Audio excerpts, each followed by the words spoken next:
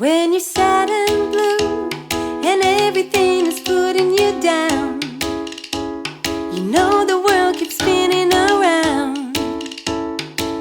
You know you're not alone.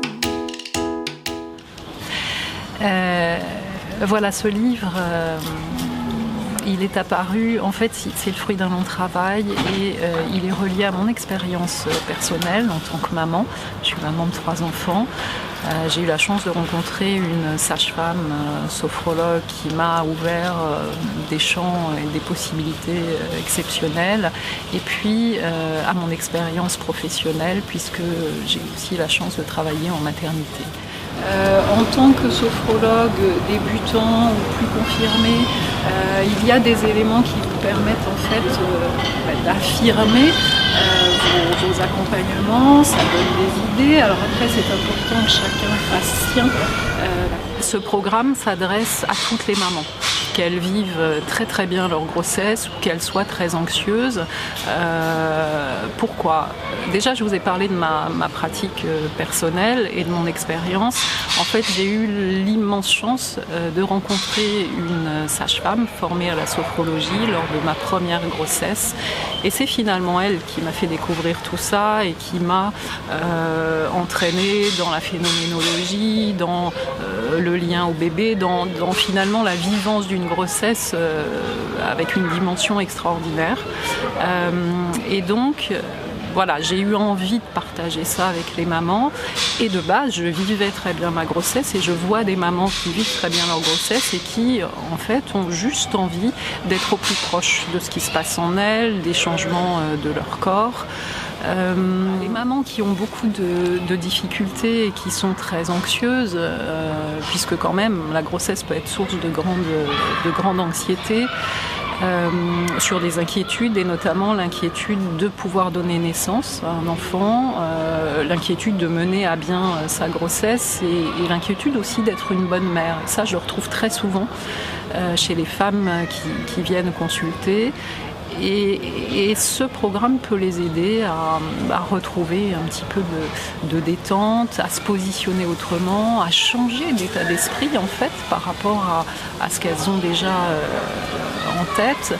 Changer d'état d'esprit, c'est pouvoir se libérer de ses croyances, pouvoir aborder les choses autrement et donc pouvoir être sereine tout au long de ces étapes de la grossesse.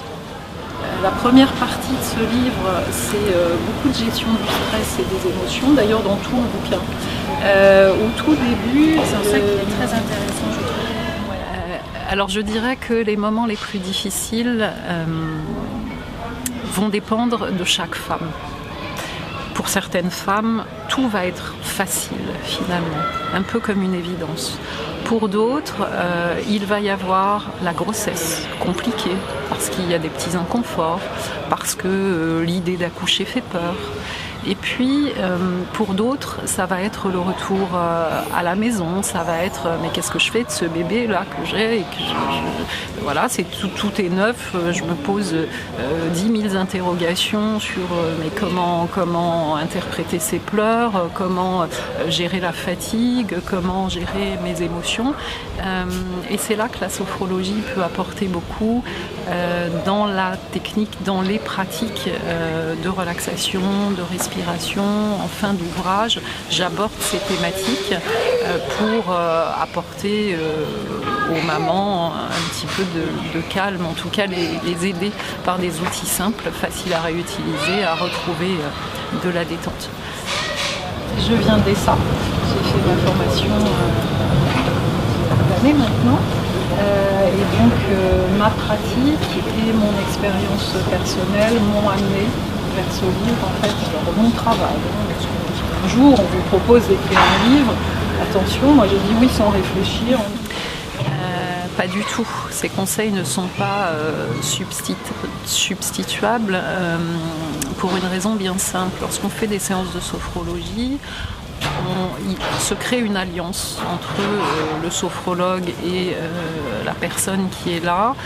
Il y a une écoute dans la demande, il y a la détermination d'un objectif et il est bien sûr très aidant d'avoir un programme comme celui-ci, de s'accompagner, de s'aider d'un audio, d'une voix, mais cette voix reste, je dirais, un peu neutre.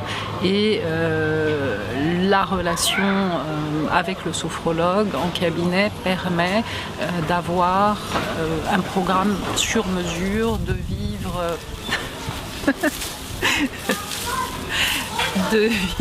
des pratiques voilà, très naturellement, très spontanément, et surtout de rentrer beaucoup plus facilement peut-être dans la pratique. Sad and